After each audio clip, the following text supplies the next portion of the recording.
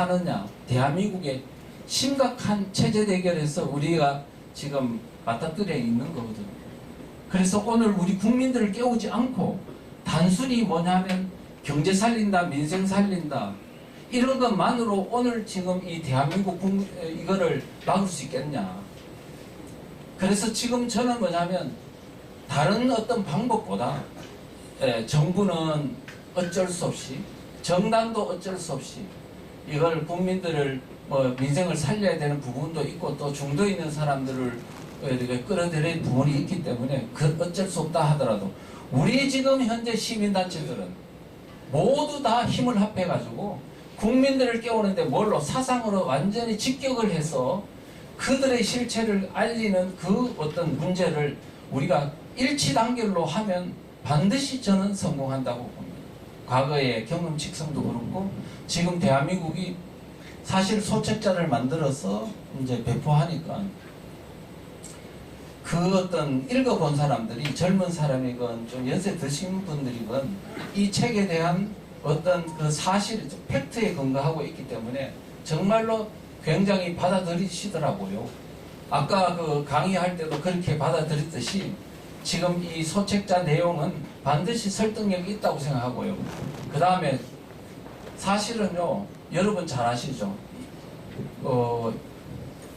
이 뭐냐면 대중을 깨우는 것은 대중을 성공적으로 깨우려고 하면 저는 이 단순 간단 명료 단순 명쾌한 이론을 그 다음에 만들어 가지고 지속 반복적으로 해야 된다는데 이게 포커스가 있다고 봅니다. 말하자면은 우리가 지금 애국단체들 다 보면은 고교연합뿐만 아니고 온 단체들이 수백 개의 단체들이 있는데 이 단체들이 다 각기 활동을 다르게 하고 있어요. 그래서 일사불란하게 일치로 단결된 어떤 힘이 존재하지 않습니다. 그래서 좀 우리가 지금 뭐냐면 우파들이 항상 모래알이다 이런 어떤 비난을 받는데요. 우리가 같은 힘을 발휘하려면 전부 다 일치 단결된 하나의 어떤 목표물을 가지고 우리가 해야지 된다라고 생각합니다. 말하자면은 1000개의 배가 있지만은 각기 그냥 나침판이 다르면은 다 그냥 뿔뿔이 흩어집니다.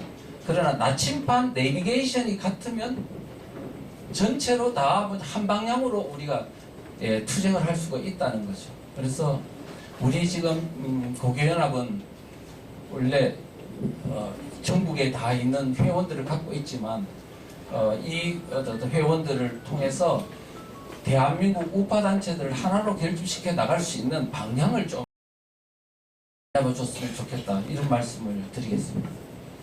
그 다음에 또 하나는 뭐냐면 지금 몇 분 정도 된 거? 예? 좀 더 할까요? 예. 이 말씀 좀 드리겠습니다. 제가요 한 10여 년 전에 ROTC를 대상으로 강의를 했습니다. 하면서 뭐라고 했냐면 여러분 중에 자기가 진보 세력이라고 생각하는 사람 손들으라고 그랬더니 한 60%가 진보 세력이라고 손을 들더라고요. 그 다음에 보수 세력이라고 생각하는 사람 손들어봐라고 했더니 얼마 좀 들었을 것 같아요. 10% 정도 들더라고요. 들면서 부끄러운 듯 이렇게 눈치 보면서 들더라고요. 그래서 제가 왜 진보 세력에 이렇게 많이 들었냐고 물었더니 아니 오히려 질문하는 나보고 이상하다는 듯이 왜 그걸 묻느냐. 진보 세력이란 좋은 것 아니냐. 나아갈진 걸음목 앞으로 나간다는 거니까. 그래서 사전에 보면 진보라고 보다 좋은 상태로 변화하는 것 이걸 진보라고 사전에 정의되어 있지 않습니다. 학생들은 다 그렇게 진보 세력이라는 것을 이해하고 있었습니다. 그러면 진보 세력은 보다 좋은 세상을 만들려고 하는 사람이라고 하면 보수 세력은 뭡니까? 진보 세력을 반대하는 세력이니까 진보를 거부하는 세력, 퇴보 세력이라는 의미가 되겠죠.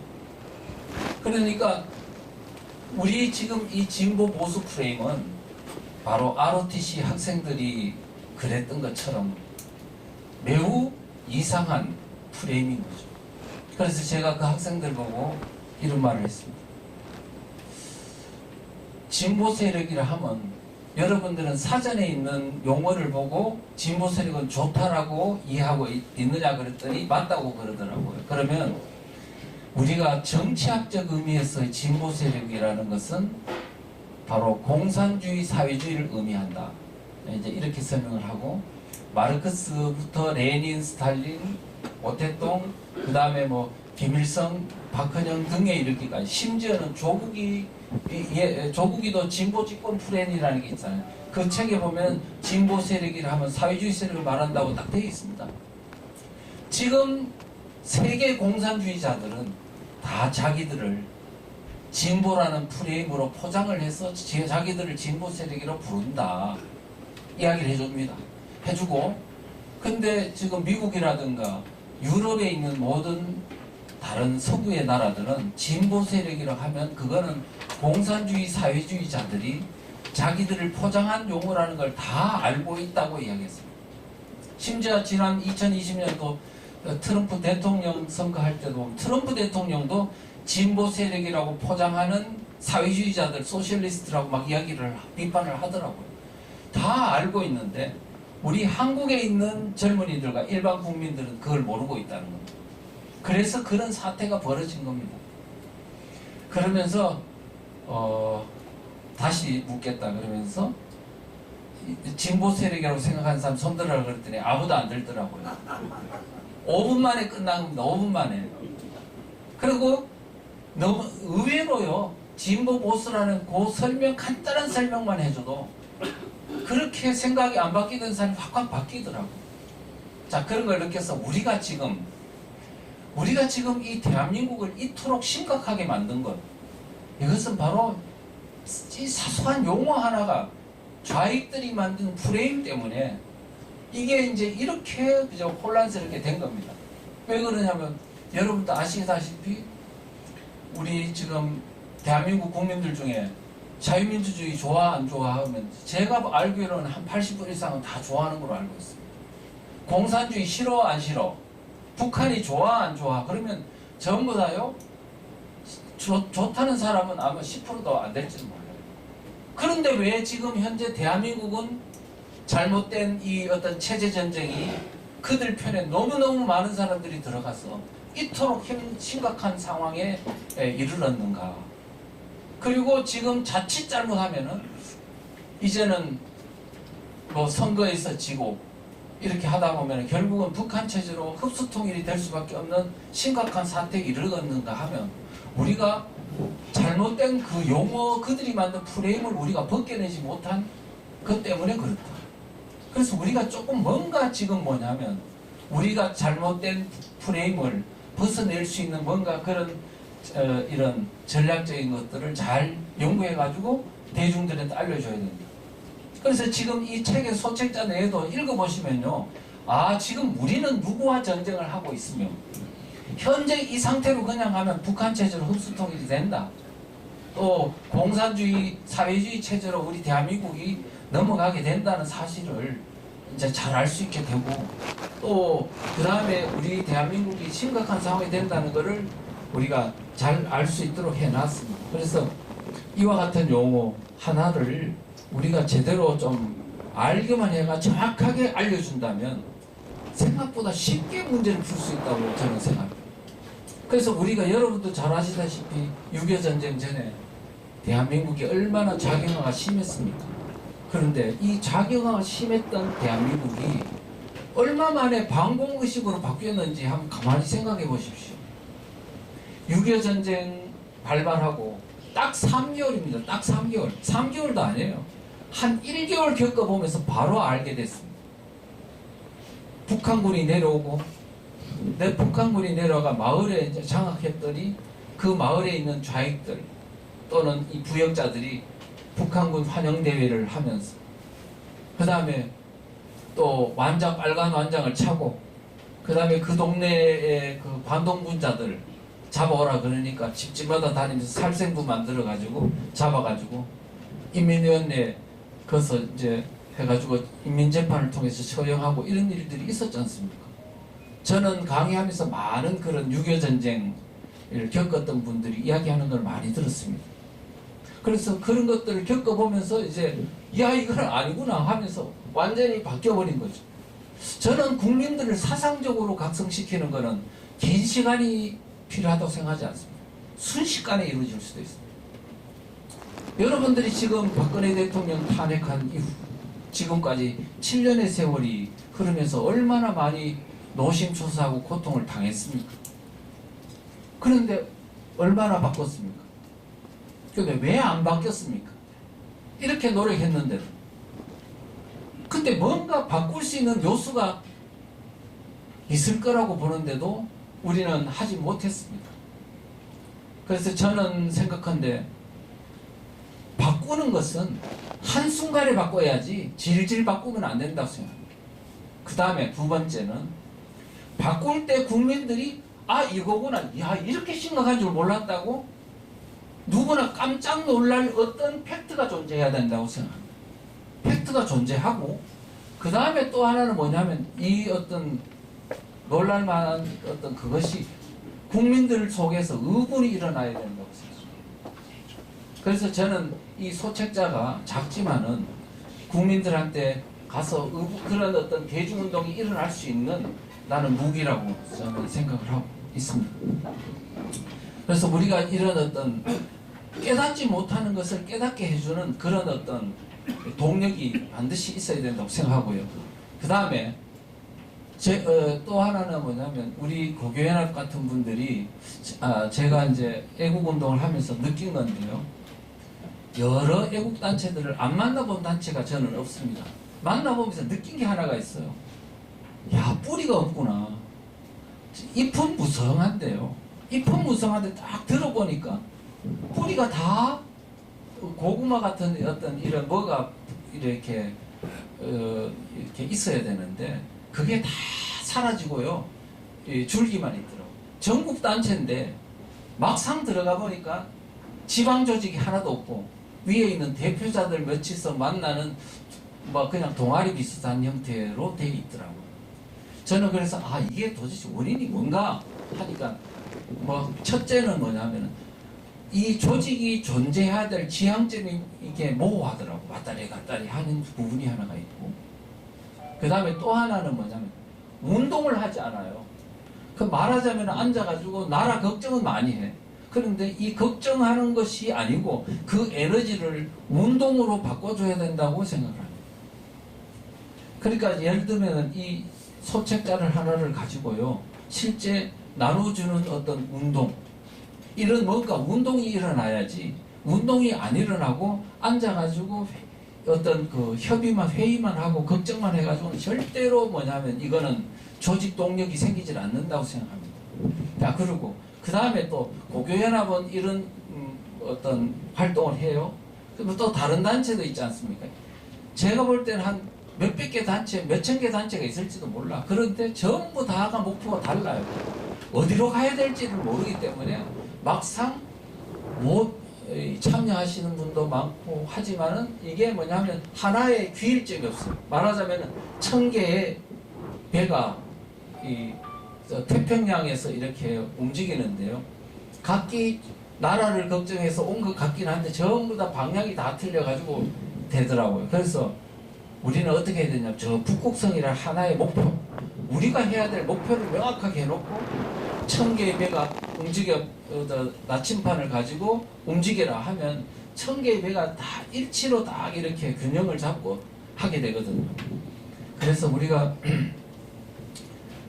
목표를 분명히 하고 그 다음에 활동 방향이라든가 이런 걸 분명히 하고 했으면 좋겠다라는 말씀을 드리겠습니다. 그렇게 하고요. 그 다음에 아까 지금 마을 위험하다는 걸 좀 잠시 말씀을 좀 드려달라고 하시던데요. 지금은 상당히 많이 해소가 되고 있습니다. 주민자치기본법 기본법뿐만 아니고요. 옆에 있는 뭐 사회적 기업 협동조합이니 마을 공동체, 마을 교육 공동체 엄청난 법들이 반개법들이 많이 있습니다. 그걸 다 보면서 느낀 거는 총체적으로는요. 어떻게 볼 수 있냐면, 지금 이 마을이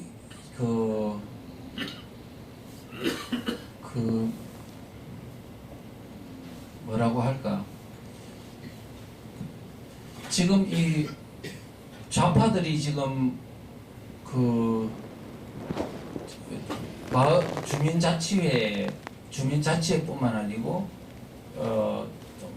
사회적 기업이니 협동조합이니 이런 경제적 부분, 또 교육 부분, 이 모든 것들이 하나로 다 뭉쳐져 있습니다.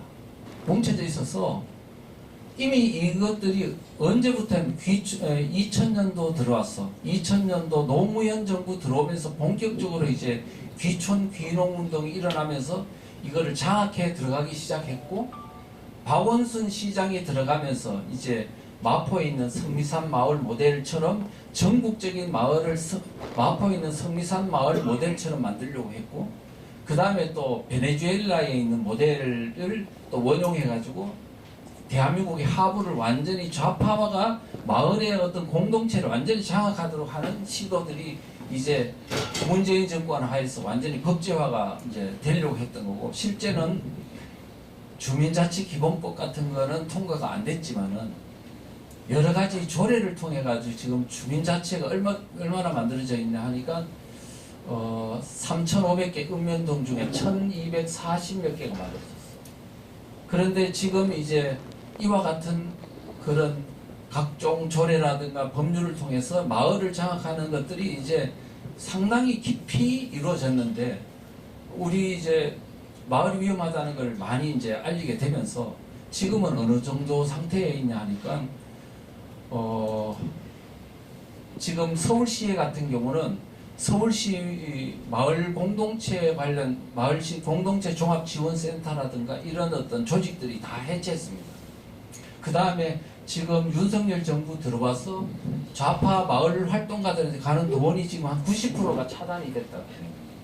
그 다음에 또 주민자치회 그것도 좌파 형태, 문재인 정부가 했던 그 형태를 상당히 지금 문제점을 고치도록 해가지고 행안부에서 표준조례안을 또 바꿔가지고 이제 과거의 주민자치위원회 스타일 비슷하게 마을 어떤 원로들이 이제 이렇게 봉사활동하는 형태로 이제 바꾸려고 그렇게 시도하고 있습니다. 그런 문제는 뭐냐면, 지금 이와 같은 어떤 그런 개선 방안이 사실은 좌파 정권이 다시 들어서면은 완전히 싹 다시 파이프라인이 그냥 복원이 되어버리는 거예요.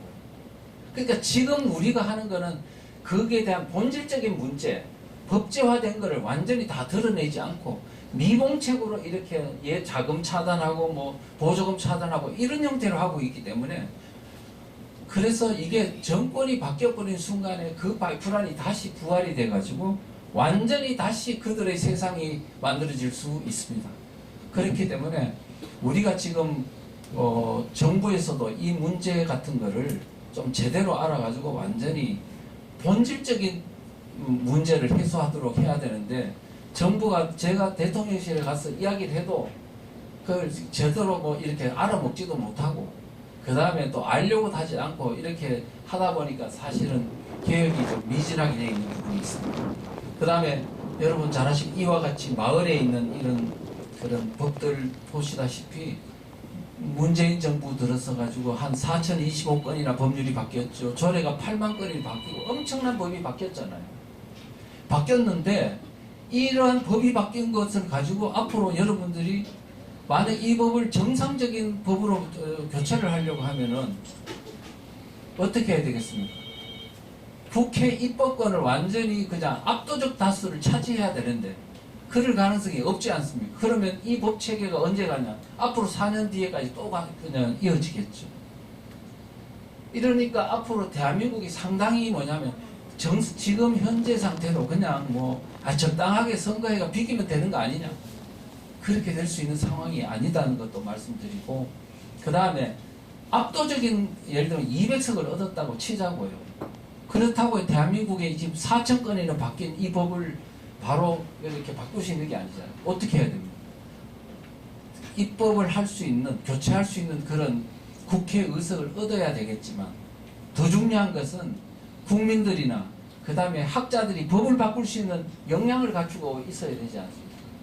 예를 들면 뭐 지금 국민의힘당이 그런 어떤 의지도 있어야 되고 능력도 있어야 되고 정부가 또 그런 능력도 있어야 되고 학자들이 또 거기에 대해서 연구해서 그 법을 이렇게 바꾸자고 할 수 있는 그런 능력도 있어야 돼요. 그렇기 때문에 우리가 지금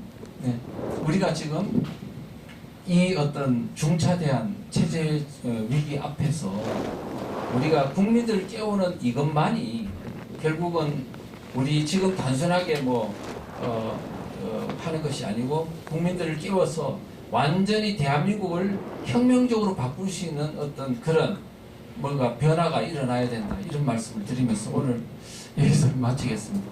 좀 정성스레 말해주셔서 감사합니다.